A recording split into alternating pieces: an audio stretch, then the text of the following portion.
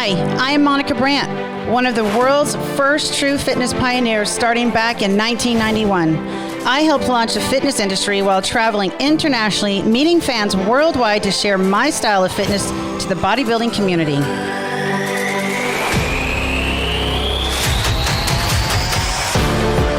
After a decade of fitness competitions, I earned one of the world's most prestigious titles, the IFBB Fitness Olympia Championships.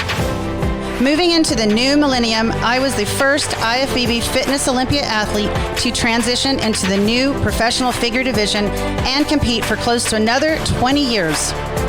After 15 years as an IFBB professional, I tried another organization and won the WBFF World Pro Figure Championships both 2010 and 2013. I am a true athlete and made my way into racing into the Masters USATF sprint events, placing top 3 at the World's Masters track meet in all 3 events, the 100, 200, and 400 meter races.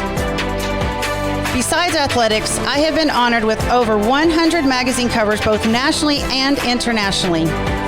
Since it's always a blessing to share with others, over the last 15 years, I've hosted women's fitness events and worked with clients, helping them discover how to live radiantly in all areas of life, body, mind, soul, and spirit.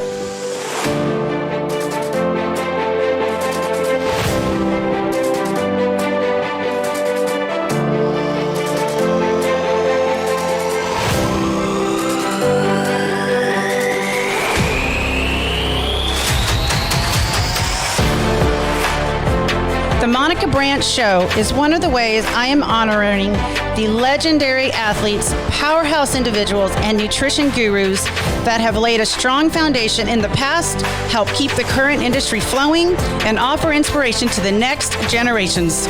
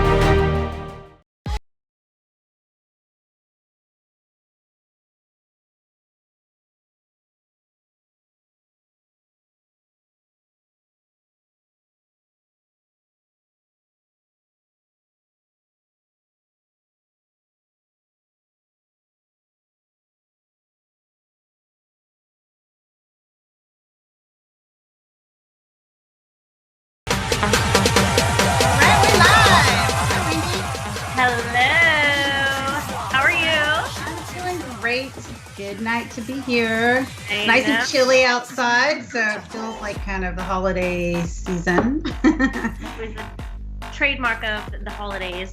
Nice and icy outside. We're trying to make it chilly anyways, but good to see you tonight. And Tuesday's been good. You've been gone a lot. I have been gone a lot. Well, it's like because of the pandemic, everything was squeezed into like this much time at the end of the year, you know? So it's just, and you know, my husband and I were dedicated. So just went for it. All right. Well, we've got some people tuning in, so it's good to see everybody. I'm Monica Brant, and you guys are tuning into the Monica Brant Show, if you didn't know it already. And my lovely co-host, IFBB Pro and Olympia Bound 2021, Wendy Fortino. Awesome. So excited about our guest tonight, huh? Yes, I'm so excited. So fun fact, all right, Nicole Wilkins, our special guest. I'm sorry, I let it out of the bag. It's okay. But we've already been posting about it. So she actually presented me with my IFBB Pro card when I won the overall in the 2011 USA Championships. So I have like a special, she like always has a special place in my memory book. So I love it. That's so awesome.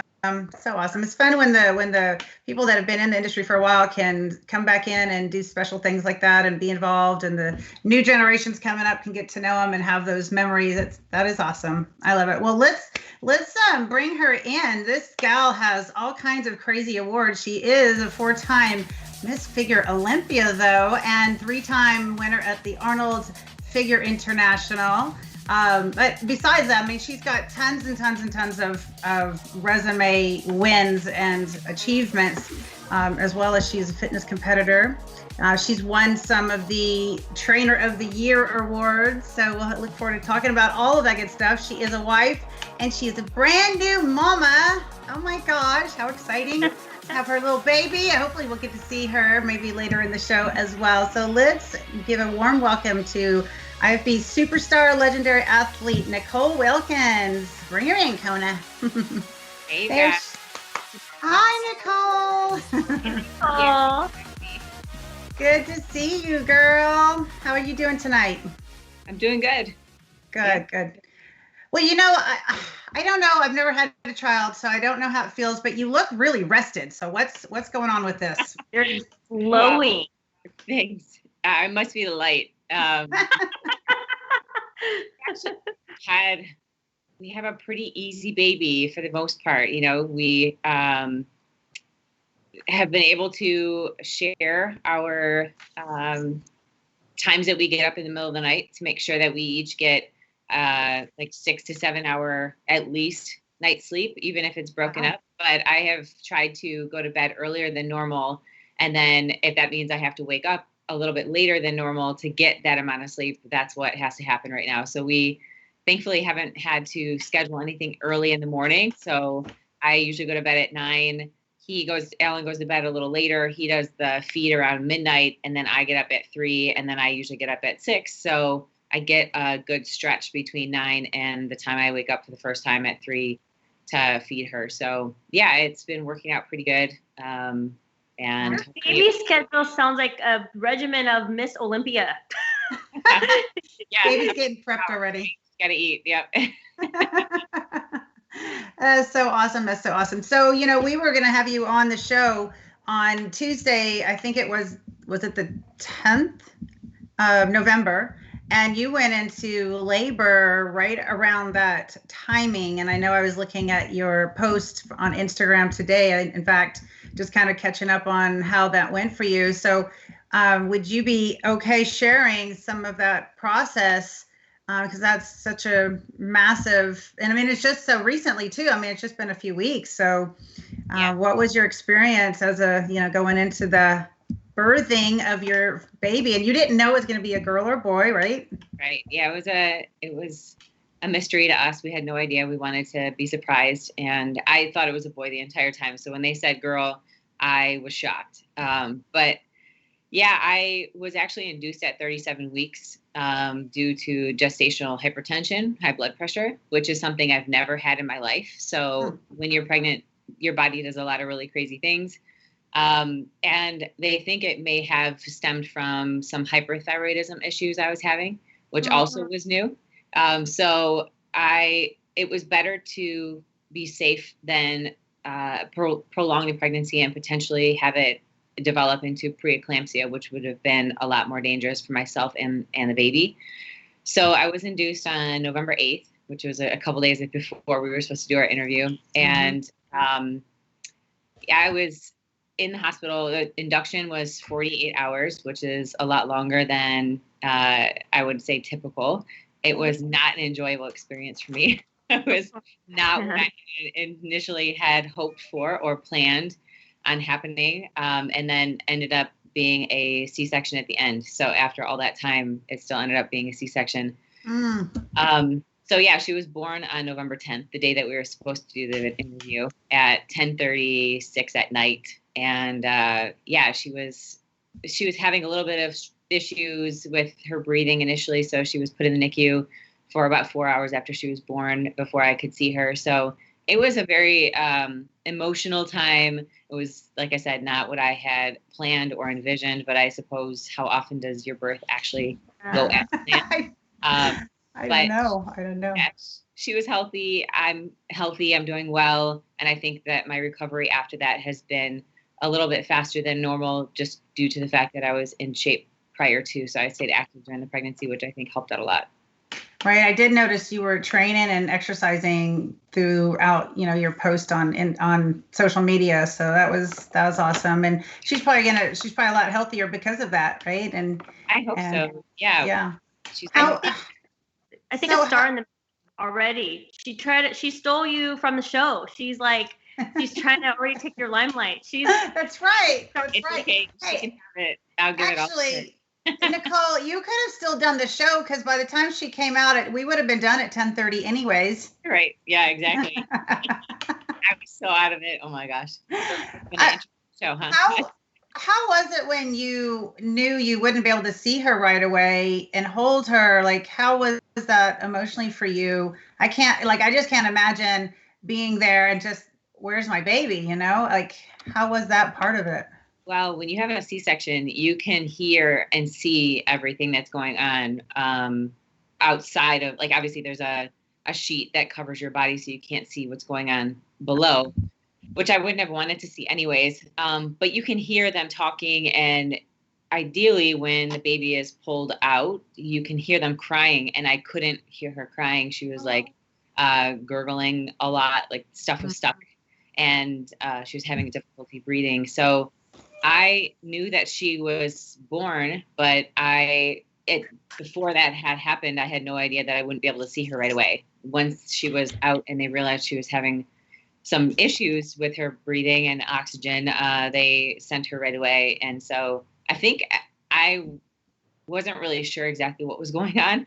I was just wanting to get out of there and into recovery, and I wanted to make sure she was okay. Alan was with me the entire time, so he would go to the NICU and check her, and then to the recovery room, check me. So he was back and forth the entire time. Poor Dad. Yeah. It, like I said, not ideal, but I was just more concerned that she was going to be okay, and she was, thankfully. So. Well, I'm really, I guess, pleasantly surprised that Alan was there with you. Like, with COVID and everything, how they've been keeping people out of the hospital. Was that a special treatment, or is that how was that able? Yeah. During labor, you're allowed to have, at our hospital anyways here, you're allowed to have 2 people during labor, but during recovery, you're only allowed to have 1 person. And no family or friends can come to the hospital at all. So you're only allowed to have basically 1 person the entire time, which I actually preferred. I would have not wanted my entire family and all my friends to come to the hospital. No. That great. And you just got through a pretty major abdominal surgery. I mean, I didn't really want people trekking in and out of my room. Yeah. You're in pajamas and you're all like, your abs aren't in and all of that, right? I'm so with you on that. I think there's a lot of interesting, I've heard a lot of feedback like that when it comes to different protocols from COVID. People are like, I kind of like this a little bit, I kind of like that people are a little bit more safe and sanitary, and this is how probably it should have always been in some cases. There are pros and cons to being pregnant during the pandemic. The pros are the fact that I don't have to travel this year, which was really nice to be able to stay home and just enjoy the pregnancy and not have to be super busy and just focus on what I had to do at home. But the cons were that I had to go to all the appointments on my own. Alan wasn't able to come to any of the ultrasound appointments. He wasn't able to actually see anything until the very, very end.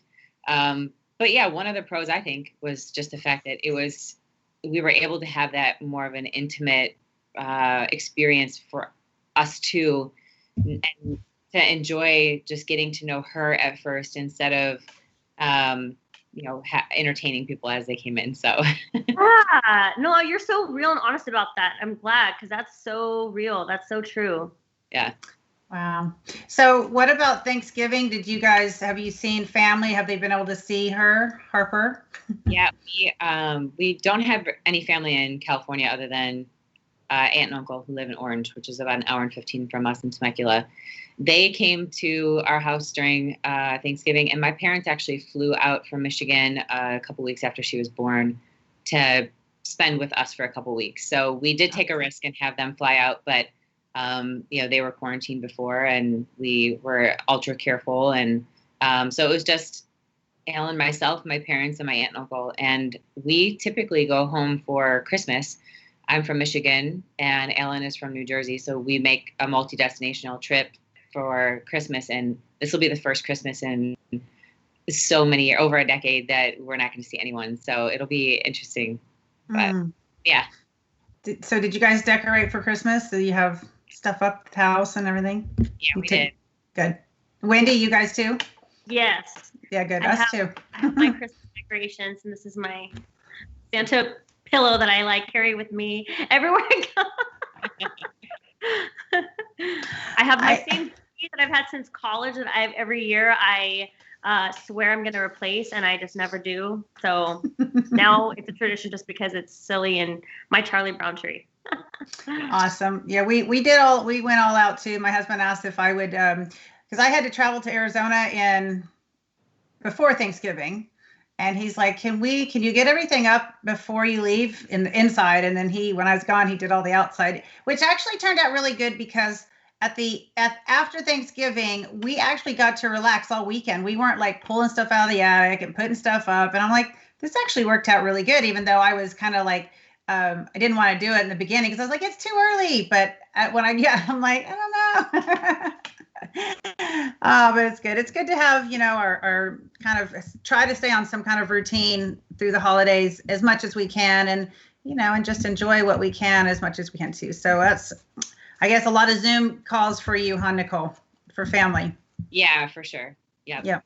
Definitely. All right. So I want to talk a little bit about how the rest of this year's gone for you, because, everyone's so curious about 2020 for everybody. And I know that, just not for myself, we've had some really positive things and some really, challenging things. But so I'm just curious, how has the year been for you guys, and what have you done personally? I mean, obviously, I know you gave birth, so that was a huge positive thing. But on a professional side, and maybe on any other personal, how has this year been for you, and what have you had to kind of do differently to get through the year and with positives? So I found out I was pregnant actually at the beginning of March, literally right around the time that the lockdown happened. The positives, I would say, what I would like to focus on as a positive is that our business was already virtual. So we had to pivot quite a bit, because a lot of the programming that we put together were gym-based workouts. So it actually was a lot more fun for me to get more creative with very minimal equipment, and people were working out from home. So we were able to put out additional programs for that specifically, and just focus on building up a lot of the programs online that we already created.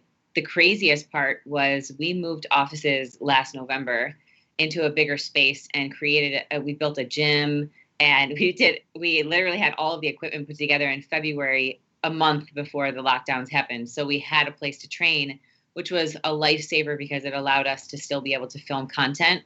The downfall was I had multiple events planned for this year, all over the US, and also to use our new facility for events that we couldn't do in person. But it was the first time that I hadn't traveled in that long. I mean, I've usually gone, like you guys, every 2-3 weeks on a plane traveling somewhere else. And I was able to enjoy the entire year home for the first time. And I can't even tell you how many years. It's going to spoil you. So I would say it was a positive, but negatively, I definitely miss the human interaction. Zoom calls help, and phone calls help, and Marco Polo apps, and, FaceTime and things like that definitely help. But being around my friends and seeing my family, my sister is having her baby in a couple weeks, and I can't see her. So it's definitely difficult in that respect. So yeah, pros and cons, but it's been an amazing year in general. Our business hasn't suffered a ton at all, and we have a new baby. So I really can't No complaints. So your sister's having a baby. Did she just find out this year then too, I guess, right? Like, yeah, she is. Y'all weren't trying to have babies at the same time, I take it. No, it's pretty wild. She has one boy right now, and she found out she was pregnant a month and a half after me. So, Aww. Yeah. And is she in Michigan? Yeah. Okay, so well, hopefully those babies will get to interact and grow up together somewhat over the next few years, and cousins, because they're gonna be so close in age. Oh my goodness, do they know if it's a boy or a girl? Yeah, they're having a boy. After all Awesome. this will be fun for you guys. Yes. Yeah, we'll plan on going out back to Michigan sometime in May, I would guess, unless things really kind of go to crap. But that's kind of our plan. So, Nicole, over this year, what do you feel has been something that is like your go-to for keeping peace inside yourself? Do you have kind of a go-to thing you do, or is it faith or working out, or? Yeah, it's all of the above, and also just keeping those connections. I rely heavily on just the connections with my family and the connections with my friends, and I keep in contact with the people who are closest to me on a regular, sometimes daily basis. Mm-hmm. Alan and I have been able to really enjoy being together more often than we have before. And I would say those things are what I rely on the most. That's good. It's good. It's good to kind of, I think when we're walking through these kind of things is to take a moment and reflect, because we all hearing so much stuff, and so much being bombarded from every angle and every area, and we just always, I feel like we have to go back to where do we find our hope and our peace in, and remember those things and actually say them, right? Because it's important to just have that memory. Well, awesome. So I'm excited to hopefully see Harper in person later if it works out. If Alan can bring her in and let her make a cameo. So I want to talk about the start of you becoming, this amazing athlete on stage. And I know that you've grew up with athletics. So share with us a little bit about your growing up and how you got to be the, reigning Miss Everything. So many titles. And you know what? Before you start, I want to throw out one of our giveaway questions for our viewers. So for you guys that have joined us before, how this works is I've got a question which relates to Nicole. You can find them easily online if you go snoop around. But the first question for our giveaway is going to be for Aloe Life International, one of my sponsors. So Nicole was the youngest competitor to win an Olympia. So we need to know, how old was she when she won her first Olympia? We're not going to say the date, but you guys can go find that out. And first one to comment, and I do need to have a USA resident because I can't ship to Canada. I'm sorry. But if you are Canadian and you win and you want to send it to somebody in the US, then by all means you can do that. So ready, set, go. First one to make the comment. And Nicole, let's go back to you with your start of all of this crazy, awesome journey you've been on. Okay. Well, thank you. My background was actually gymnastics. So I was a gymnast for a majority of my life before I started competing. And I was sidelined a couple years in high school with knee surgeries and recoveries. And that prevented me from collegiate gymnastics. And to be honest, at that point, I just really wasn't interested in doing 4 more years of it. I loved it, but I was ready to move on to something different.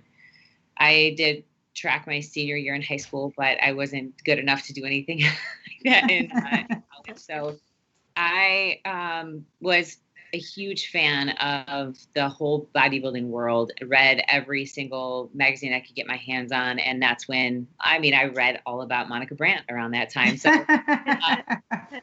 I had met a local bodybuilder who prepared me for what was my very first fitness competition in 2003. I actually trained for it for 8 weeks. I picked a show that was local. I had no idea what I was getting myself into. And, that time there was everything was so much more difficult to get access to than it is now. There was only 2 or 3 different suit manufacturers or companies that created them.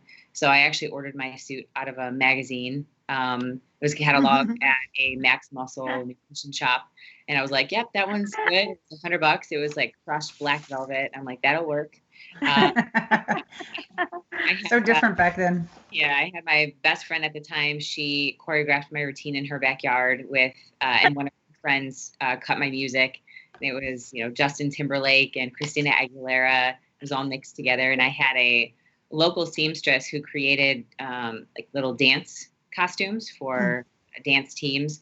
I came in with an Oxygen magazine cover where this girl was wearing a one shoulder like pleather outfit, and I was like, this is gonna be great with the Christina Aguilera theme. So showed her a photo of what I wanted, and she made it for me. And yeah, I trained for 8 weeks, and I did the show, and it was in fitness, and I really did it because I was training people at the time, and I thought if I could get myself in this type of shape, then it would help my training business. And not only that, but after gymnastics, I needed a goal to shoot for. So I never really had any aspiration to get to where I ended up at the end of my career. It was more of just a fun, hopefully promotional idea. I could use my gymnastics background in the team, and I had so much fun. I competed every single year after that. So I think the next 3 or 4 years after that, I competed 4 or 5 times every year. So yeah. That's awesome. So, okay, so you were at the Arnold competing in gymnastics, and you watched, and I read that you were watching Laura Mack on stage, on the fitness stage, and you were all excited. Can you take us back to that memory of you sitting in the audience, and what was that like? Because you were in high school, right? Yeah, I was a senior in high school. So one of my last gymnastics competitions, 2002, was at the Arnold Classic, when it was Arnold Classic before Arnold Sports Festival. So I was competing as a gymnast at that event, and my gymnastics coach was Laura Mack's gymnastics coach. So we went to finals because he wanted to watch her compete. And that was the first time I had seen professionals compete. I was like, wow, this is amazing. These are all the girls that I follow in the magazines. And yeah, I mean, Susie Curry was competing then, and all the girls that people watching now have no idea who they are. But yeah, it was awesome because I looked at that and I thought, that's how I want my body to look, and I can totally do routines like that. I just have to find somebody who can help me choreograph it. So that at that point, after watching it, was like, one day I'm going to be up there. That's awesome. So, so I want to talk about kind of the transfer back over to figure, because I know all three of us have done fitness and figure. Of course, I never competed in fitness and figure at the same time because I stopped fitness in '99 and then came and started doing figure in the very beginning with Arnold's, show there in '03. It was my first figure show. So of course, fitness had been long gone out of my, wheelhouse for what I was doing. But I know Wendy did the same thing. So I'd love to just kind of have you guys chat a little bit about how that was, specifically going from doing a fitness show and doing a figure show maybe in the same day. Well, I think, Nicole, you won your pro card in both fitness and figure when it was Team Universe, right? Yeah, it was Team Universe and Figure Nationals. Yeah. Was that 2007? Yeah. Yeah, I thought so. I looked up to both of you, and I just found out actually that Monica didn't even start doing gymnastics until she was in her 20s. My body was already beat up because I did gymnastics from 7 until 13. So my crazy self thought, why not at 26 years old, just jump back on the gymnastic floor and just try to. And so for me, I only did it one time and I won, but obviously I didn't go to nationals and stuff like that. And my body was just so beat up at that time that I'm like, thank God there's figure. So what was your reasoning? Because you had done both figure and fitness, and you knew that you were competitive in both. Yeah. I don't even remember when you made the full transition to figure. Yeah. So my first show at the end of 2003, figure was brand new. Before that, there was only fitness and bodybuilding for women. And I wanted to do figure at that show, but they wouldn't allow me to because I didn't register for it initially. So in 2004, I would do both at every local show that I entered. I would do fitness and I would do figure, because figure was basically the same thing as fitness, except without the routine. It was supposed to be, right? Yeah. Yeah, right. And that's what they said in the beginning. Yeah. So fast forward to 2007, I did junior nationals I did fitness, and I fell in my routine and I got second place. And so I just missed getting my pro card at junior nationals, and Team Universe and figure nationals, which was combined at that time, was 4 weeks later. So I entered, I was going to just do fitness, but then I was working with Kim Odo at the time. He was like, Nicole, you should just do figure too. We'll put you in both categories, see how you do. And I ended up winning my class in both, and then winning the overall in both, which qualified me for my pro card in fitness and in figure. And I think at that point, they changed the rules. So you can't cross over at nationals anymore. You have to choose. Oh. You have to choose I did not know that. Yeah, I didn't even know that. Yeah, you can't. Only fair. One or the other, girl. Otherwise, they would have, people coming in like you and maybe winning every time, and they're like, okay. You had to kill it for everyone else, Nicole. I know. I was just as surprised as anybody else, because that obviously wasn't the goal. It was to win my pro card in fitness, and then I ended up doing well in both. So as a pro in the IFBB, once you get your pro card, you have to make a decision every pro show you enter. You can't do both at a pro show. You have to choose one. So I would go fitness show, figure show, fitness show, figure show. And in 2008, I actually did fitness at the Arnold, and then I did figure at the 2008 Olympia, and I got 9th. And then in 2009, which was my last year competing as a pro fitness competitor, I did the New York Pro and got 4th. So I missed the qualification, because in that year, you could still qualify placing top 3. Yeah. So I did the New York Pro, or I did the Europa Orlando, and I actually competed with Monica and I won that show, and that qualified me for the Olympia that year in 2009. So at that point, once I knew I was qualified for the Olympia in figure, it kind of solidified that direction for me, and that was the year I won my first Olympia. So yeah, I remember 2008 Olympia. That's actually the year I first started competing in anything. And I was looking through the results, and I was looking through the pictures, and I was looking at every single girl, and I got to you. I was like 9th place, and I opened the picture, and I was like, oh my gosh, Matt, that's my husband. Oh my gosh, Matt, look at this girl, looks like a Barbie doll. Look at this girl. She looks like a Barbie doll. And I'll never forget. I'm like, she has like the most gorgeous face like I've ever seen in my life. Oh my God. And it was like, I started following you, because I just could not take my eyes off of that just perfect face that you had. And then you worked so hard. And then in 2009, I was like, I just already like zoned in on you. I just knew that you were just going to be this, I don't know. Superstar. You just stood out so much that I was like, this girl is she's like the total package. Oh, thank you. I appreciate that.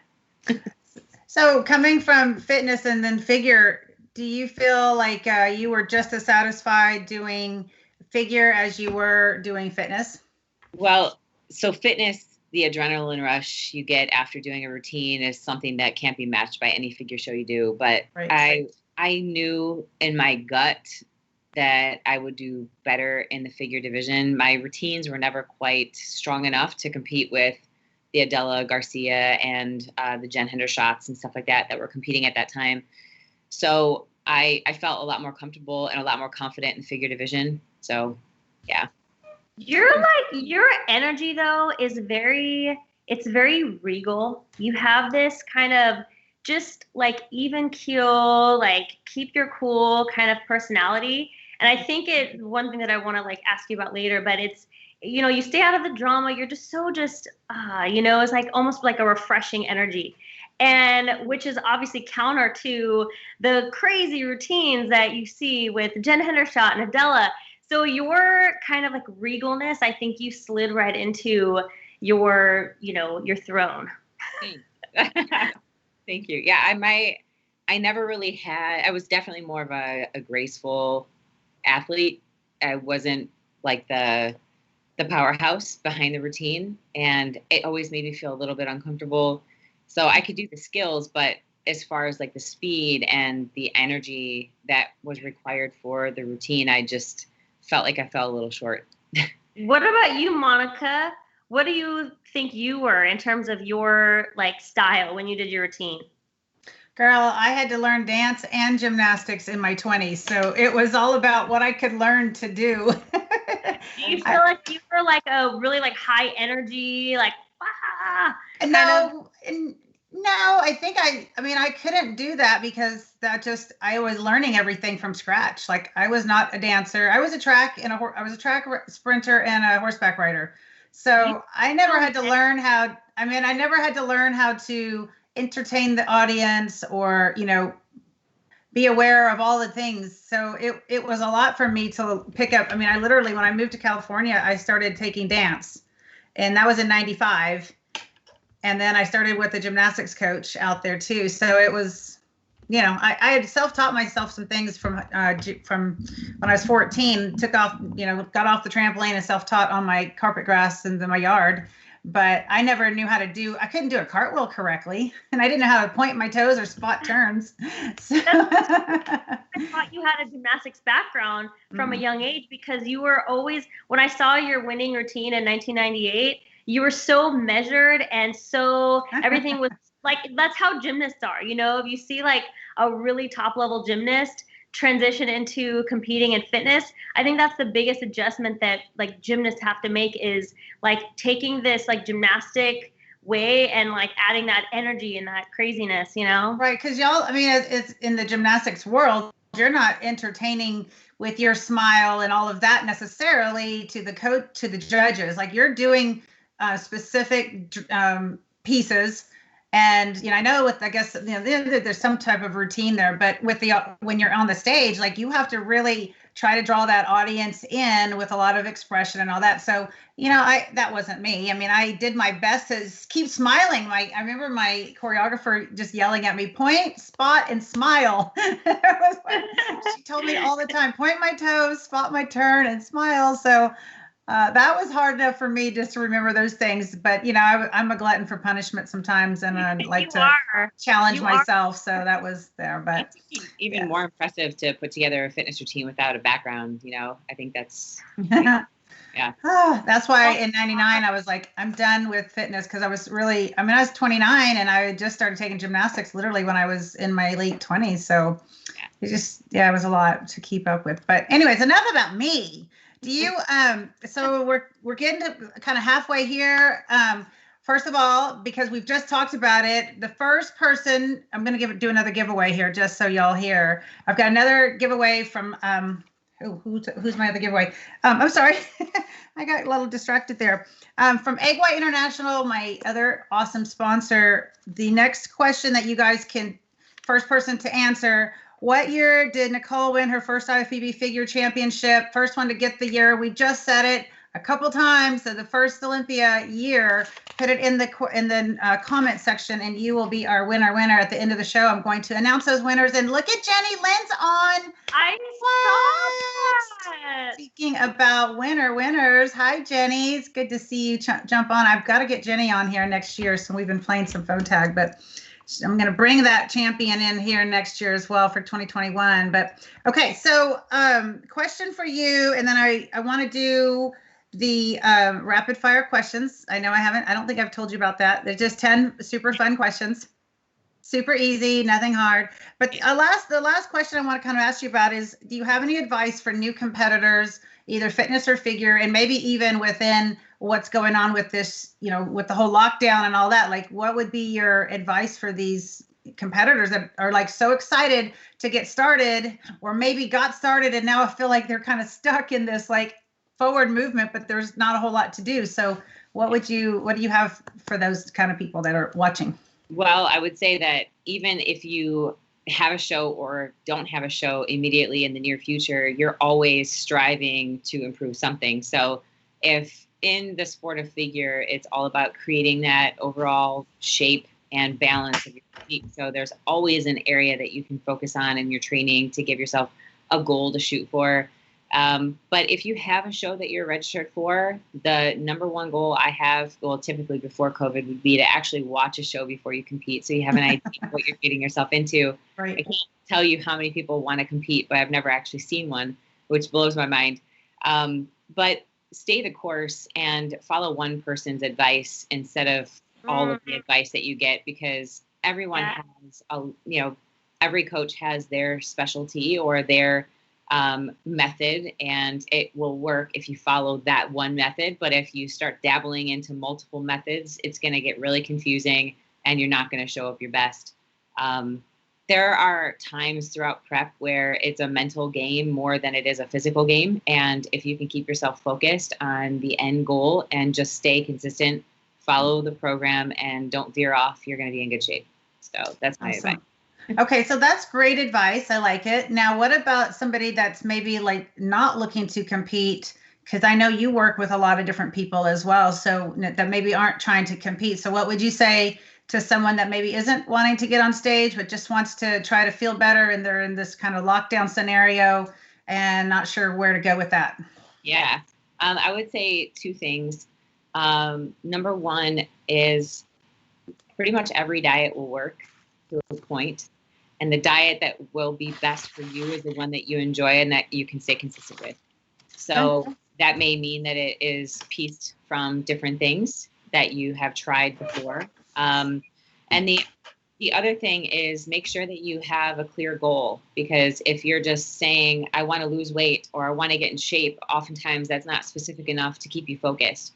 I use the analogy of driving a car and going to a specific destination. If you get in a car and you don't know where you're supposed to be going, you're just going to be driving all over the place. You might get in some trouble. Right. And if you know where you're going, but you don't have the directions to get there or the goals in the process to get to that destination, you're going to be driving all over the place and taking a lot of additional turns that are unnecessary. So number one would be to be focused and specific on where you want to go. And number two is make sure you have the steps that are required to get to that point. Right. Good support, right? Yeah, support. And I know you have some great information for people that you're offering too. So I want to get to that. But right now, what we're going to do is we are going to go to a fun round here called Rapid Fire Questions. I've got 10 questions for you. And for those of you that are just tuning in that haven't seen one of these shows before, Nicole has no idea what these questions are. So they're just fun, nothing hard. And are we ready to go? Ready. Ready. Okay. Describe yourself as a teen in 3 words. A teen? Mm-hmm, like a teenager. A teeny bopper. Oh my gosh, this is really hard. I would say quiet, hardworking, and athletic. Okay, that's good. Well, I'd say you're still there. Like you're still true to that, right? And that's probably where the peace comes from, that the calm peace that Wendy was talking about earlier. Okay, favorite Christmas tradition? I would say walking around and looking at Christmas lights and just being with family. Okay, I like it. Last 3 things you ate today. Last 3 things. Pickles, ice cream. Yeah, chicken breast, an apple, and a Cliff Bar. Okay. I thought you were going to say chicken fingers. All right. Let's see. My handwriting here. Okay. So far, what is your favorite thing about being a mom? The unknown. I think the lack of, although I would love to have a structured schedule, I think the fact that every day is a little different, and I'm looking forward to it seems like every day or every week there are more changes that she is showing me through her growth, and I think it'll be really fun to actually like live life through the eyes of a child. Aww. Can you imagine, Wendy, how you talked about how beautiful Nicole is? Can you imagine Harper just looking up at her mom, like in wonder of how pretty, like her features and smile? I'm like crying. That just got me like choked up too. I'm like, okay, wait, we're supposed to be. I'm terrible at this rapid fire thing. Okay, name one way Alan shows you love as a husband. He's so supportive. He's always, what else can I do to make your life easier? I think we make a really good team. So That's sweet. That's sweet. It says in the Bible that husbands are supposed to love their wives and wives are supposed to respect their husbands. I don't know if y'all have heard that before, but I've always thought that's such a beautiful thing. And God knew exactly what women and wives need and what husbands needed. And it's in scripture. So it's pretty cool. All right. And it also says that husbands are supposed to love their wives as Christ loves the church. And if he's asking you, what can he do to help you and make your life easier? Like, it sounds like he is answering scripture and he's being obedient to what God says for husbands to do. So that's wonderful. Okay, moving on. Favorite glute exercise, of course, we have to know. I would say squats. Okay. any particular squat? All the squats. Do all the squats. I think, but also just make sure you're close enough, because if you're cutting it short, you're gonna be missing out on as much glute activation as possible. So you're talking about going below parallel. Slightly below parallel. And your knee is your knee. Okay. I'm sorry. Is your knee okay with below parallel? My butt cannot touch my ankles or my heels, but I can go low enough with my knee. Yeah. Okay, good. List one thing on your live list. I don't like to say the bucket word because I don't want to talk about death. I want you're living and alive. So list one thing on your live list. If, let's just say, take COVID out of the picture and just, it could be anything. I want to travel again. I want to go all over the world. I would love to go to London and Greece and I would like to go to Sweden. So I would say travel for sure. Okay. And not necessarily for work, because I know when we go travel for work, it's like we don't really get to go see things and hang out, and we're usually kind of working, and then it's like time to go. So I'm not talking domestic. I'm talking international vacation. Yeah. I love it. Okay. Just really quick. This is why I went back to, we were talking about getting back on stage again and what, after you've won the Olympia, what's the purpose if you want to, and this is why I got back on stage in 2016, so that we could make a 3-week tour where it ended up to be 10 days. And I had I had 2 competitions back to back in a week. And then Brad met me and we went out and did a 10-day European tour. It was awesome. It was 2016. And I will highly advise if you ever have a chance to do something like that. It was awesome. Yeah. And that's why I got back on stage, so that I could go, we could make the European trip. Okay. List one positive and one negative thing that comes with competing. The positive is the feeling of setting a goal and accomplishing it. And I would say that the negative is that you can't sustain the stage look all the time. Yeah, you're right. It kind of messes with the brain a little bit if you let it. If you could relive one competition again, either keep it the exact same and just relive it because it was so much fun, or redo it and have it, changed, which one would it be, and would you keep it or edit it? I think that the one that I love the most was the Olympia 2013. And the reason why is because I won in 2009, lost in 2010, lost meaning second. Won in 2011, got second in 2012, and in 2013, the beginning of the year was really rough because my physique was not responding well. I was at a point where I either needed to retire or drastically change something in order to even be in consideration for winning the title back. So I completely changed everything, and I think I showed up in what was my best look ever at that point in my entire career, and I won the title back for the second time, which had never been done before. And I think everybody just did not expect me to do that, and I just felt really good and really confident, and I think it was one of the easiest preps because I was so motivated. And so I would say 2013, coming back and winning the title back for the second time was one of my favorites. I love it. That's fun. The great memories, huh? Okay, then the last question here is list 3 items in your home you wouldn't want to live without. not a super materialistic person, but I would definitely say all of the photos. That's a lot more than 3, but all the photos. All the photos, you mean from your competitions or like artwork? I mean like family photos and things Okay. from the past that aren't on any, technology devices and stuff like that. Yes. So, Do you, speaking of that, do you miss having more of that kind of, you used to go and you get your images printed out and you come home and you go through them and all that. You can barely wait to print them out and see them, and used to, I mean, do you guys miss, I'll ask you too, Wendy, because that's a big thing for me. I miss it. I hate having them all on my phone. I mean, it's nice, but I miss having those like, oh, I went and printed out, a roll of film and I've got all my awesome pics and I can mail them out to people and, it's fun to like kind of hold them and look through them. Do y'all miss that too? And then when you get your film back, you find out that someone stole your camera and took a bunch of pictures of their nostrils. Yeah. Yeah, right. Like there's some surprises, and then some pictures you're like, oh my gosh, I look terrible, or some of them like you're like, wow, I actually look pretty good. I mean, it was the surprise of it almost, right? Yeah. Isn't that something? I would say that I miss having a lot of albums and stuff, but I don't miss the fact that it was so long to actually see the image. And now technology has come so far that you can take so many more photos and they're so much clearer. And so I think there's a lot more websites now that will be able to put together like albums for you that you can easily upload your photos to. I just have to take advantage of that.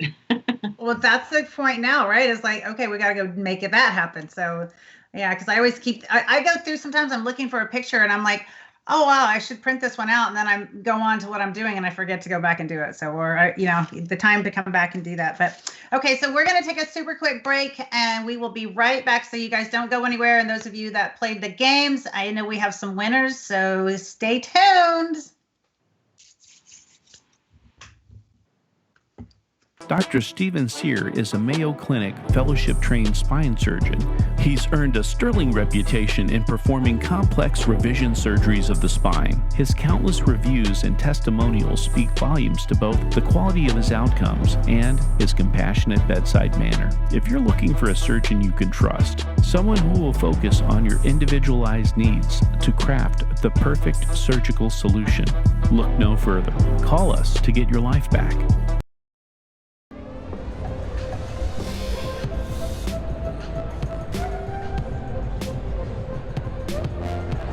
Hey guys, we're super excited to be here at the LA Fit Expo. It's our 3rd year in a row. And what we're going to be doing today is we're going to be launching a tasty pastry. It's a low-carb Pop-Tart. It's got 3 to 4 grams of net carbs. And we love this show. This is our best place to be in LA.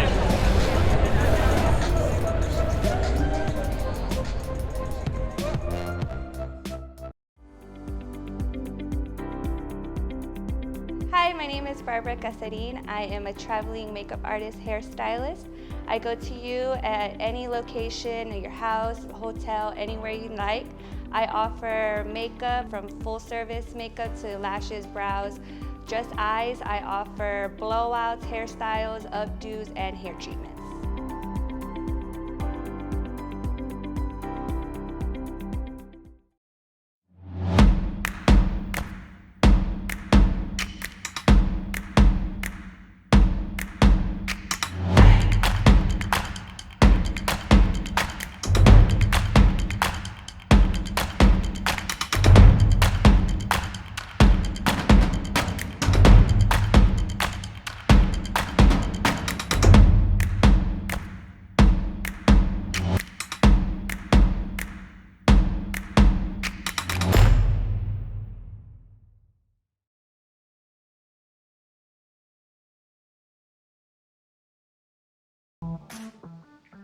All right, we're back. We're back. You guys are tuned into the Monica Brant Show. I'm here with my beautiful co-host, IFBB Pro superstar there, Wendy Fortino, and our special guest, our legendary athlete, Nicole Wilkins, winner of everything under the sun. And then some.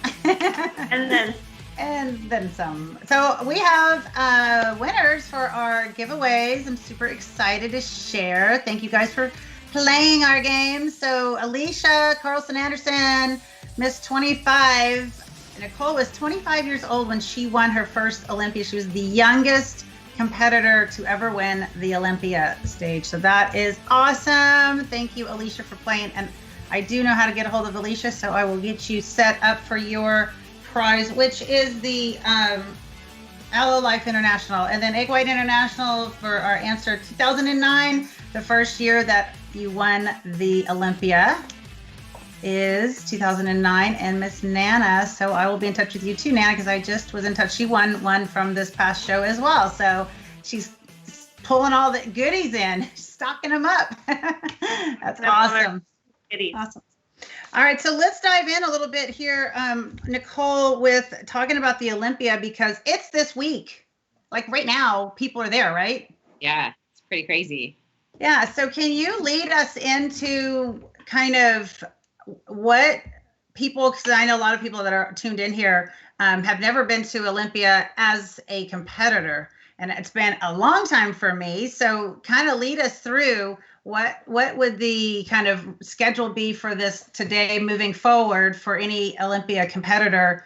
Like, what events do they have for their people to to come see? Is there still VIP events? Are there meet and greets? What does that look like as a competitor? And do you know what nights or days they're competing? We'll go with just figures. Let's say if you were getting on stage again, what would this week look like for you with the IFBB schedule? Yeah, I don't know what it's going to be like this year with COVID and how everything is going to happen. And I also, if I recall, they changed the days that figure would be competing. But if I was competing, I would get there on either Tuesday or Wednesday. I compete on Friday. So typically I'd get there a few days before, just get settled in the hotel, be able to train and, have all my food prepared. Before I got there, we would drive because it would be in Vegas, but this year it's in Florida, so that would be different. Yeah. And then Friday is the day that we would have our prejudging in the morning. So yeah, let me think about this for a second. It's been a few years, but I'm already right. Did they still do the meet and greets for fans to come meet the athletes? Yep. So the night before the entire event starts, they have VIP passes, and they also have the meet and greet. So VIP get in a little bit early. You can get in line first to meet all of the people who are competing, men and women, in all categories. Go to one location, and we all have a booth where we are able to meet our fans and followers and supporters face to face and have conversations and take photos. That's probably one of the most fun because you meet people from all over the world who are coming to support you and cheer you on and just hear their experiences and their past with their fitness journeys and stuff like that. And then tanning is that night right after we have the meet and greet, and then the next day starts the show. So get up really early, get hair, makeup, and a tan touch-up finish, and then head out to the venue, usually at 9 o'clock. Or even earlier. The show starts at 10 for prejudging, and that's when we would have our prejudging, and it would be in the expo hall. After that, we would either work the expo if we were working with a sponsor. We could walk around the expo if we wanted to, and then there were finals that evening for a couple categories, but not figure. So I actually would have a 2-day show. So our finals were Saturday night with the men. So we would have all day Friday, all morning Saturday, and then have to redo the entire makeup, hair, tan, everything set up before finals. And then finals is always really low key because prejudging is always a little bit more stressful because you have no idea how everything is going to go. And then at finals, you have a pretty decent idea of how you did. And everyone is much more laid back backstage. You get to go into a locker room with all the other figure athletes, and that's when you can talk with everybody and take photos. And to me, I always really enjoyed that because we would always communicate with the other athletes via social media or email or just private message, and not really see them face to face unless we saw them at an event. So able for, an opportunity for us to connect and just get to know each other better. So it was always a lot of fun. And like I said, really lighthearted. And then finals would happen and they would announce the winners and then we would party after that. So were you one of the competitors that would eat backstage or not eat backstage? I would not eat backstage until after the show. I always stayed on my diet until the very end when they announced the winners. I didn't want to go into finals feeling bloated or full. I mean, to me, the finals is when you have even more eyes on you. You're on this humongous teleprompter TV that the entire audience gets to see. And if you didn't look your best, and if it was close, you know, sometimes the judging can change, doesn't always happen, very rarely happens, but there is a chance that if you are in the running to win, if you don't look good at finals, that can definitely make or break your chances. Mm-hmm. I have kind of a special story to share, and it's about you. 2014 was my first Olympia, and I just remember just being so excited to qualify. I qualified on points, and it was like at the last show of the season, I finally earned enough points. And I just remember it was just the magnitude of the event hadn't quite hit me yet after prejudging, because, you know, we were in the expo and it was really exciting for me. But definitely I have to say that when we were about to step on that humongous stage with the lights and the auditorium just full of people, and I just remember watching you pump up and then watching you about to do your routine, and then all of a sudden the magnitude of the title of Miss Olympia just hit me. And it was really crazy. It was really overwhelming, because I was like going into it going, yeah, like Miss Olympia, that's I totally want that. Because a lot of people say, my goal is to win the Olympia, right? I mean, if you're in this sport, you should at least have your hopes high.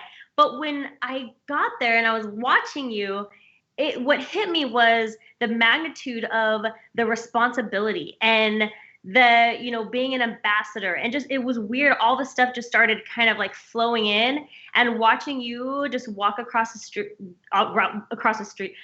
stage with your just regal, cool, calm, collected vibe. I was just like, that is the ambassador. That is the holder of this humongous title that is so much more than just winning a show.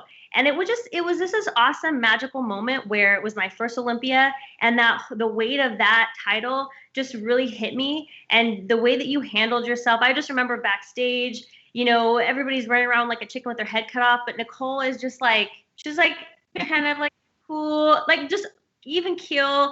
And I just remember that you were like a special moment of memory for me in my first Olympia. Thank you. Yeah, backstage you see a lot of girls fidgeting and, like, you know, trying to fix everything, and you can definitely sense the stress and the anxiousness. But one way of my way of kind of composing that, because inside my heartbeat is like super fast, and I'm definitely nervous just like everybody else. But if I allow myself to fidget and show that, then I feel it even more. And when you're on stage, you can't have that anxiousness and anxiety, because you'll go too fast and you won't focus. And so just keeping myself kind of to myself and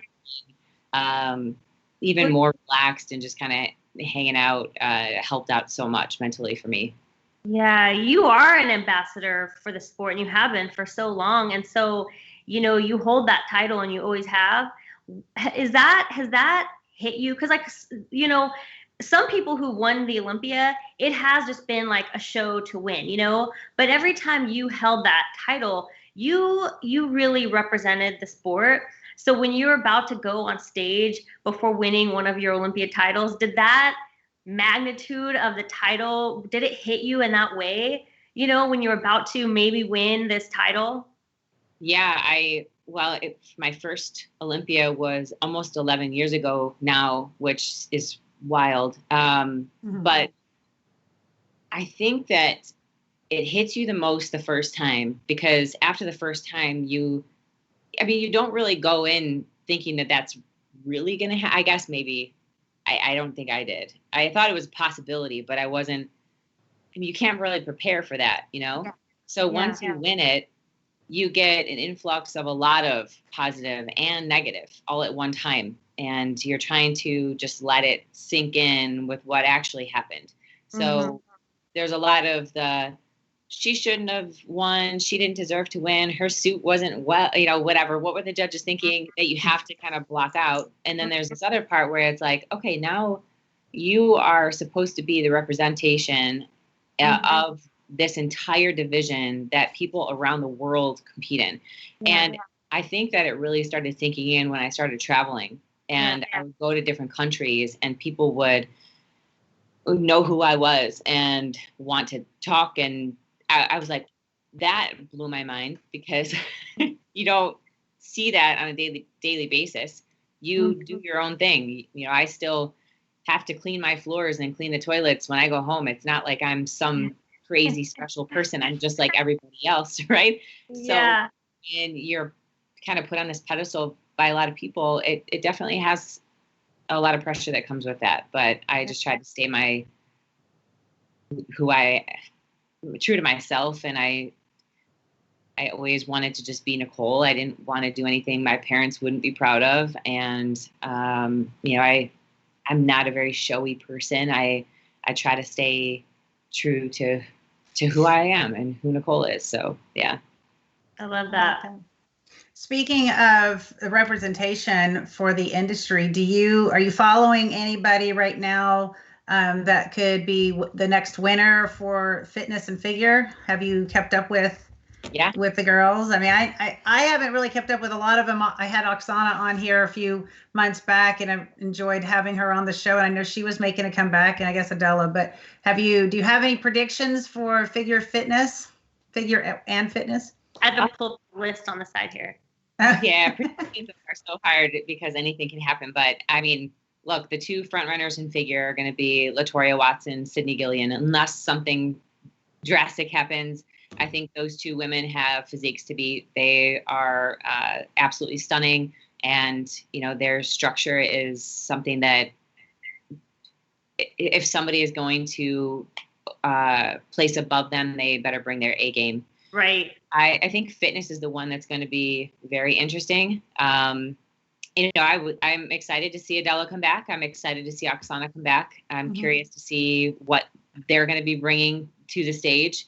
But yeah, I'm excited to watch. So it'll be will you be watching? I'll be following it online. Sure. Cool. Yeah. Did I hear correctly? Did Jenny Worth is she making a comeback in fitness as well, or did I hear wrong? I don't see her on the list. Yeah, I think she competed again. She came out of retirement to compete again, but I don't believe she qualified for the Olympia this year. Okay. Yeah, I could be wrong. I'm not sure. Yeah, I don't think because she did. I think she came in maybe second one time at the Olympia. I don't think she ever won. Because if you won, then she could have just stepped back on stage in fitness. Right. So. Right. Well, okay. Very cool. Very cool. Well, anything else about the Olympia you want to share, or is there anything else that you think is interesting for my viewers to know about? Because we have people on here that have never been to the Olympia, or maybe never go, or for lack of a better thing, like they would probably never be on stage. Maybe anything that you think it would be fun to share, like when you're on stage, what do you think about when you're up there? How about that? Like when you're on stage, because I know all three of us, on stage, we have different thoughts. So when you're on stage at the Olympia, doing your thing, what do you think about to really keep yourself in a calm, cool place like you come across? I always think go slower than what feels normal. Yes. I remember you giving me that advice backstage on my first Olympia. Yeah. Go slower than what feels normal, because your adrenaline is going to be fired up. So if you go at that pace, you're probably going to stumble. If you go slower than what feels normal at that point, it's going to look normal to everybody else. And I practice my posing a lot. So it should be so ingrained that your body just does the moves and you don't overthink it. And you practice holding the poses so your muscles get used to holding those isometrically, and you don't get fatigued or shake or sweat, So I think all of those things are really important beforehand. So when you're up on stage, taking deep breath, going a little bit slower, making sure that you are, holding and squeezing. I mean, I don't really think of anything that I can think of other than don't fall, don't trip. Don't fall. Yeah.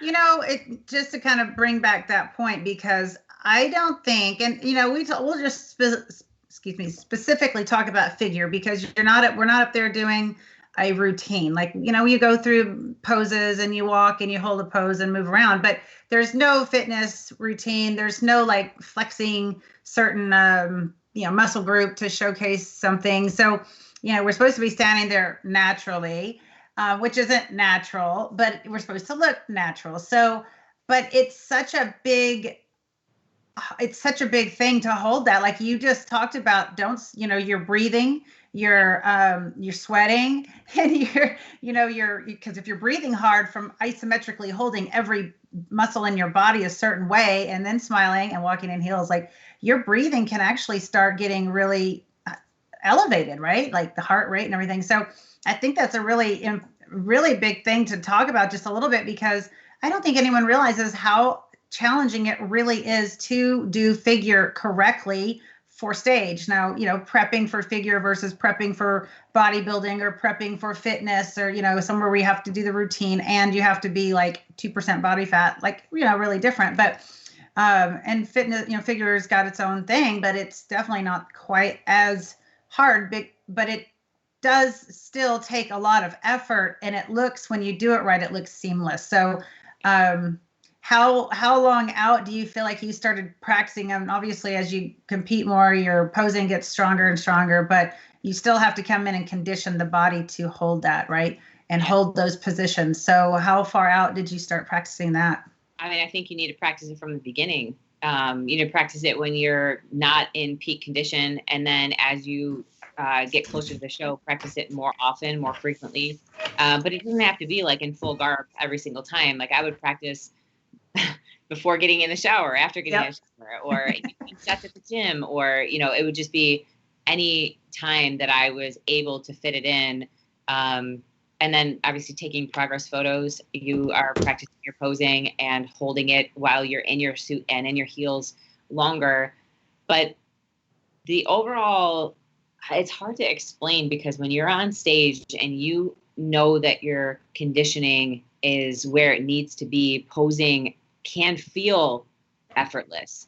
Mm-hmm. It's when you're not in shape and you feel like you need to squeeze even harder and you need to try even more, that it looks awkward.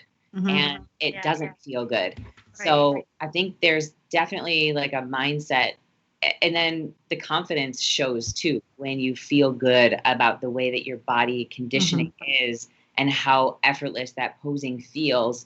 It shows in just the body movement and the confidence that you exude when you walk up on stage. Because when you don't feel prepared and you feel like your posing is off, it's going to show in your face. It's going to show in the way you walk. It's going to show in all of the other aspects. The jiggling, the shaking, the jiggle and the shake. I think it's a mental aspect too that a lot of people don't think about.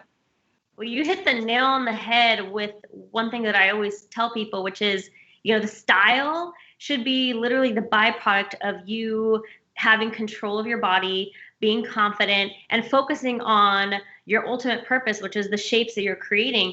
And I think that, to your point, a lot of people do try to mimic maybe something that's, relates to like the style that they see someone do. And they're so focused on that, but the mind can only connect to so many muscles at once. So if your mind is connecting to arms flowing and flying around and trying to do some crazy turn or step or whatever, your mind may not be connecting to the parts of your body that truly need to be your focus so that you can create those shapes.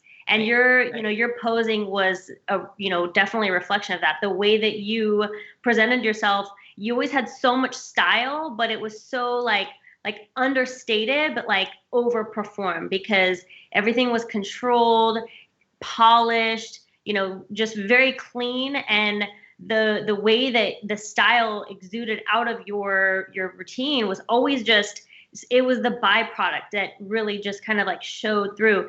That, I think, for me has been an evolution for me. Like when I first started, I'm very like performy. So I was like overdoing every transition and trying to be so perform. And then in order to kind of hone in and make sure that the shapes were really what I wanted them to be, it really came down to control. And then the style really is that byproduct of the control and the confidence. I will say that, you know, as figure has evolved, you see a lot more of the maybe, you know, shoulder raise or looking over the shoulder for a second, or, you know, the bikini one leg out to the side. And there was, you know, thoughts in my head, like, should I change what I've been doing? Should I add something a little bit more? Should I have a little bit more flair? But then I thought, if I do that, I'm going to be second guessing every step that I make. And what I'm doing right now, as simple as it is working. So I change it. I know it like the back of my hand. I'm not nervous at all about my posing when I'm up on stage, and it's showing the judges what they need to see. I'm not doing anything in addition to add a little bit more flair when they're just looking at conditioning and shape and balance and, you know, poise and all of that stuff. So, I mean, there was a brief moment where I thought, should I add something? And then I was like, no, like, this is working. So sometimes simple is better. Monica was like that too. Monica, your posing was always so just clean and just succinct, like nothing was overdone. And it really drew the eyes to your physique also. Well, thank you. I know that I wanted the same thing. I wanted to keep it super simple so I didn't have to think too hard about it and I could just move through it. So what happened when I moved into doing other organizations like the WBFF, there was a lot more movement, and I had to, you know, learn to move a little differently and hold things, but I still kind of came back to my go-to quarter turns always. But, you know, the beginning of it, we got to do a little more flamboyancy. So that was kind of fun. But then when I went to the UK in 2016, I was on stage. My figure class was a bikini, physique, figure combination. So the posing was so different. And of course, then you're in Europe and they're like really over and above everyone is. So I was like trying to keep myself true to who I was and keep my things really simple stated. But, you know, it was really different being on stage over there and the way they move and the way that they do.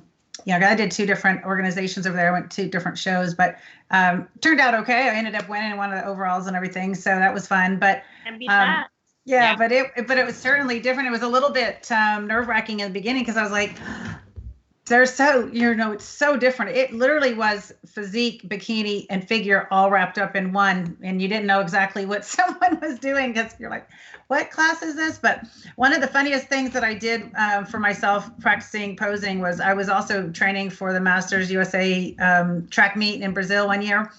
So I was getting ready to go on stage in 2013 while I was getting ready for track. Anyways, I was practicing my posing in between my sprints. Like I would do a sprint, whatever my workout was, and then I would take a couple, you know, breathing moments, and then I would go practice my posing piece on the track, you know, in the middle of the track. So if anyone was watching me, they were like, what is that girl You're doing? Teaching yourself how to do flips. You're like practicing your posing in between, like, you know, Olympic track meet. Like what show you you know, like you guys, we just get things done, right? You find out and you're not worried about it. It's, you know, all 3 of us are very similar. It's a professional thing. We're out there trying to better our career, motivate and inspire other people, and utilize the gifts that we've been allowed and the opportunities that we've had. So I think all 3 of us are very similar. We want to do our best, and we want to take advantage of every minute that we can when we have that time. So that's kind of what it was like. You know, I was like, well, I'm not going to just stand here. I'm going to just go through my posing. So anyway, super fun. But let's get back to Nicole. I want to, we're going to have to start wrapping up because I know I could keep talking, but I want to be able to share with our viewers what you have coming up with NPower, because I know that I was looking at your website. I know you've got a challenge coming up. So can you share about your 2021 challenge and how people can find you on social media, your website, and what that challenge looks like? Yeah, so we run 5 challenges a year, and they are all, very comprehensive. So nutrition, training, cardio, supplementation advice, 24-hour access to a training team to answer questions. So yeah, it's very, very involved. We have our next challenge is a 60-day challenge starting in January, second week in January. So signups end on January 10th. The grand prize winner gets $5,000. Woo! I might have to join. Not funny. But it's just so much fun who I love to help are people who are just average men and women who want to get in better shape and feel good about themselves and not necessarily compete, but maybe that is a long-term goal. But I want people to have more consistency in their nutrition and their training regime and just feel good about themselves. So this is a really great program to do if that's you. So yeah, it starts January 11th. Like I said, you can find more information at NicoleWilkins.com. Empower Nutrition is a supplement company, and we are in the process of launching 5 new products in February, the first quarter of the year. So we've only had 5 SKUs for the last 2.5 years. So we're really going to make a push in 2021, which I'm super excited about. So yeah, other than that, we're getting used to having a new baby in the house, and I will hopefully be able to start training in the next week or 2 after recovering from C-section. So definitely itching to get back into, my fitness routine and just get my strength back and all that good stuff. So yeah. I just pulled out a box that I had up in my attic that had a bunch of t-shirts that I used to sell, and I have a handful of them still left. Someone wanted one, and so I pulled down the box, and I used to sell them on my website and in person and all the events and all that. But anyways, so I opened the box and I realized there was a t-shirt I had made there that said "Fit Baby Under Construction" with the yellow construction sign. And I was like, man, I wish I had remembered this. It would have been fun to have gotten it to you earlier this year. But super fun. So if you know anyone that's pregnant and that would be a fun shirt, let me know. All right. Hey, Nicole, Monica's fans have given you an idea of your next goal that you could shoot for, since you said you're not necessarily planning on going on the stage, but a lot of Monica's fans think that you should be the Captain Marvel. So they say, they said Nicole is the Captain Marvel that box office ticket buying movie fans deserve. And a lot of people think that. So I think we have another goal for you. If it's not the stage, I think Captain Marvel, next star. What do you think? I've got a lot to live up to. I love hero movies, so that's awesome, right? This has been really fun. Okay, so what about social media? Where can people find you on social media? Because I went on Facebook and I was like, there was a handful of different Nicole Wilkins pages. So which ones are the official? Nicole Wilkins. It's got like a red background photo of me. That's my that's the page I'm most active on Facebook. And then Instagram is my handle is Nicole M Wilkins. So I'm posting there all the time too. So those 2 places. Awesome. All right. Anything else? Well, you do regular coaching for individuals, right? Yeah. Okay. Yep. So I do coaching. I do a handful of coaching. And then I have 3 other trainers that work with me. And if you are interested in having one-on-one custom program, you can email training@NicoleWilkins.com, and we'll be happy to send you the information for that. Awesome. Anything else you want to share? Just thank you so much for having me on here. You're someone that I looked up to in the industry for many, many years. And a funny story, I think it was right after my first show, I emailed you, so 2003, and I sent you my photos and I said, Monica, could you please give me feedback? Let me know about what you think my physique looks like. And, you emailed me back, and it was a really sweet email. And I did? Yay!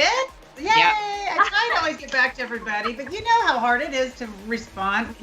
So what did I say?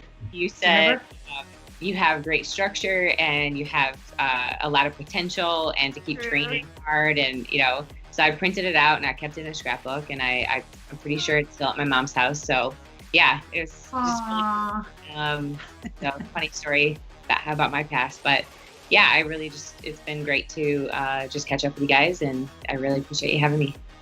Well, that is super fun. Thank you for sharing that, and we loved having you on here too, and just great to be able to connect with people that, everyone's got an awesome story. So my goal was to bring in people that have helped create and build this industry. And so that's somebody that you are one of those people that have helped create the figure and fitness industry, and especially the figure look and that goal for people to achieve for. So it was great having you on here, and I'm so thankful you could come on after brand new baby. So thanks for making the time. Let me see if Alan is over. I don't want to leave the screen, but do you want me to? Yeah, take 2 seconds or whatever. See if you can bring Harper on for a second. See if she's in the other room. And Wendy and I can, we'll wait right here for you. Awesome. It's been so fun. So when she gets back, and hopefully we get to see Harper, then afterwards we'll just go ahead and close down, because I know we'll be close to 8:30. Oh my gosh, it goes by so fast. John Butler says that we should be the next Charlie's Angels. Ooh, I like it. Hi, John. Nice to see you on here. Do you remember John, Wendy? I do. Well, yeah, he was a photographer with Muscle Mag. Got it. I don't know. Years ago. I was never. Yeah, I don't know him personally, but I know he's one of your most loyal Monica Brant show watchers. Hey, looky!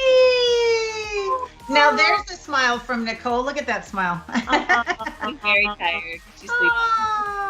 I can see how happy you are when you're holding your baby. Yeah. You look just so in your happy place. She's so little, so sweet. Yeah. Oh, hi Harper. Merry Christmas, right? Yeah. Right. Aww. Merry Christmas. Your baby is your Christmas present. Yeah. Squeeze her for me. I will. Yeah. Her little cheeks. So cute, so cute. Thank you for bringing her. She's sleeping still? Yeah, she's out like a light. Yeah, she's like, I just get to sleep and eat. You ever hear like a group of women just, there's probably a baby involved somewhere. I love it. Well, tell Alan hi for us, please, Nicole, and you have a beautiful rest of your night and the next few weeks leading into Christmas and then your brand new baby, and just God bless you guys. Keep you guys safe, and all the peace and that God can provide. Will He provide for you guys? Thank you so much. Yep. Same You're to you guys. welcome. Merry Christmas. Happy New Year. Thank Yes. I wish you all the best. Merry Christmas. Okay. Bye, Nicole. Bye. All right, Wendy, thank you so much for joining tonight and getting to chat with Nicole with me. It was awesome, as usual, to see you. Thank you. Thanks you. Yeah, you're welcome. You for inviting me on with Nicole Wilkins, because I really wanted to be there with you guys. So thank you. Absolutely. It's fun having you on. So, all right. Well, just thank you. Oh, well, thank you.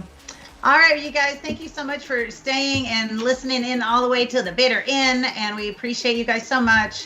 Tonight's show was brought to you by CYRx Nutrition, Aloe Life International, Egg White International, and Legendary Foods. And I think that's it for the night. So we will come back next week. I'll be back on next week. Very special guest next week. It's right before Christmas, right? Like days before Christmas. And I have Reverend Aaron Baker on next week.